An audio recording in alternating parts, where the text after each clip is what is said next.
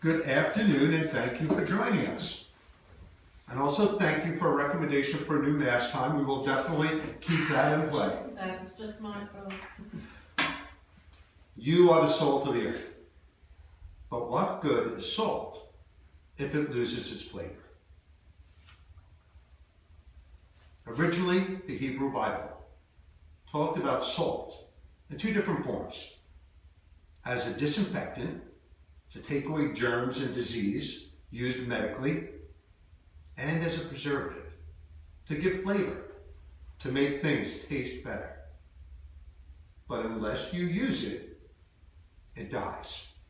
It loses its flavor. Jesus is giving a very important message today.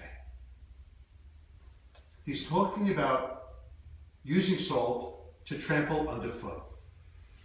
The meaning is interpreted as throwing salt down and stepping on it to crush the devil, to crush evil, to walk over things that are not good, to march on. Most of you have seen me wear my favorite t-shirt. It says, "Keep calm and march on." I actually bought it during my time in Pennsylvania at Valley Forge. One of my favorite t-shirts, and thinking about it a lot this week. Thinking about the hundreds of thousands of people marching all over our nation. Marching underfoot, throwing salt down, and making a statement. We the people of not only America, but we right here, my dear friends, family, we are the salt of the earth. We have to give meaning to life. We have to make the world taste better, look better, feel better. We are called, just like those first disciples of Jesus, to make a difference in the world. Imagine those first disciples.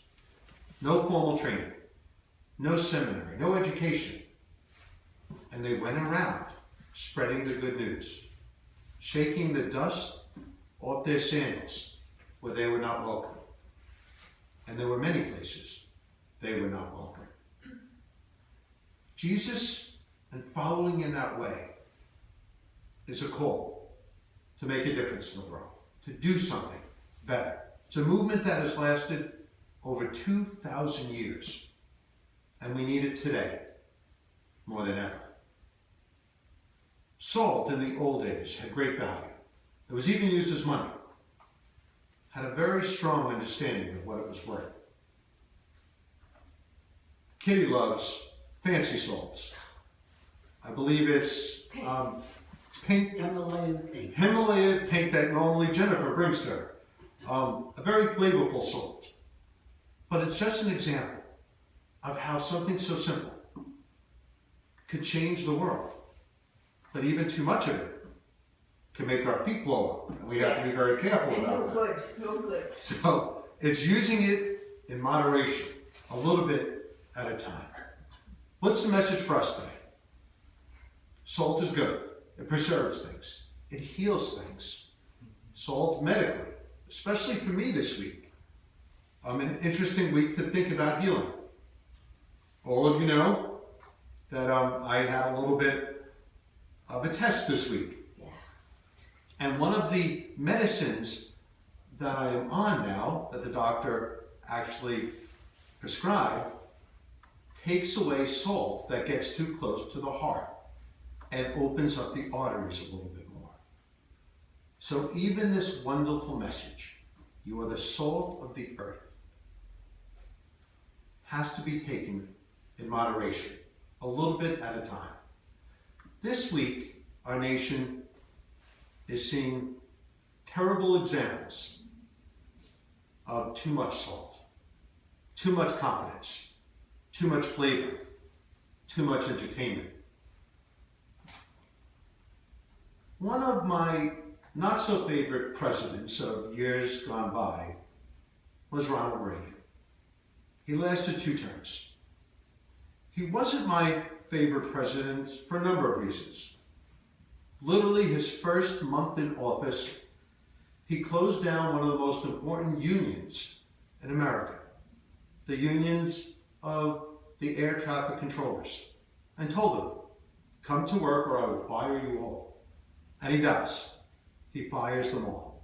And then he would make a rule that you will never, ever work in this industry again because you stood up and had a voice. It would be President Clinton who would give that voice back to them nearly 12 years later. Ronald Reagan also did something that was very sad and disturbing.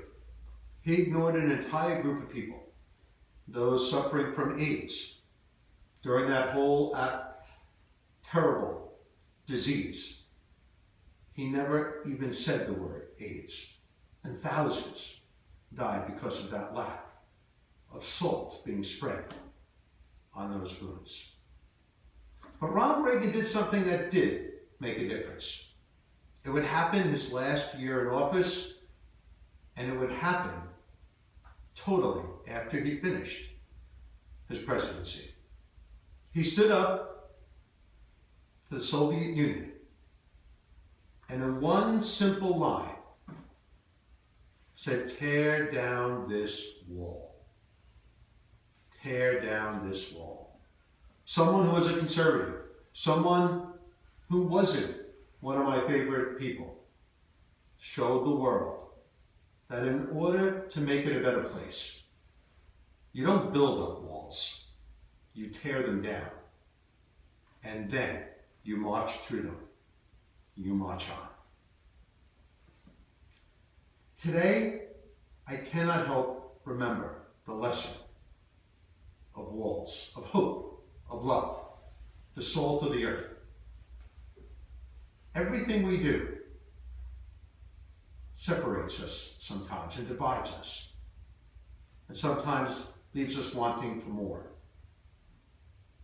In that hospital bed that I was in for over 7 hours on Friday, there's a lot of time to think, and to pray, and to just be quiet and be still for a while. And I'm here, celebrating Mass, just 2 days later. That's a miracle.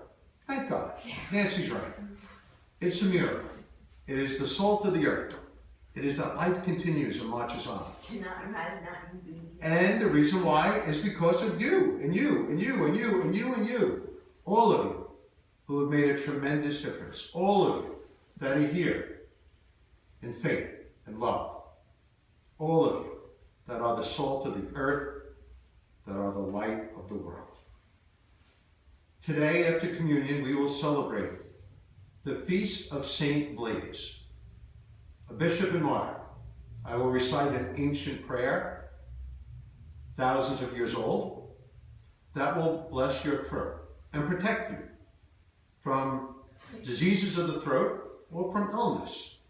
It is also meant to bless your throat in another way, that everything that you say and everything that you let come out of your mouth be of God, be of goodness, be of kindness, be of joy. Life can be very short, so we have to enjoy each and every moment. We have to be that salt of the earth. We have to set the example by doing so, by marching on and stamping out some of the evils of our world and speaking out in goodness and grace when things are wrong, and speaking out always with love and kindness and goodness. God bless you all.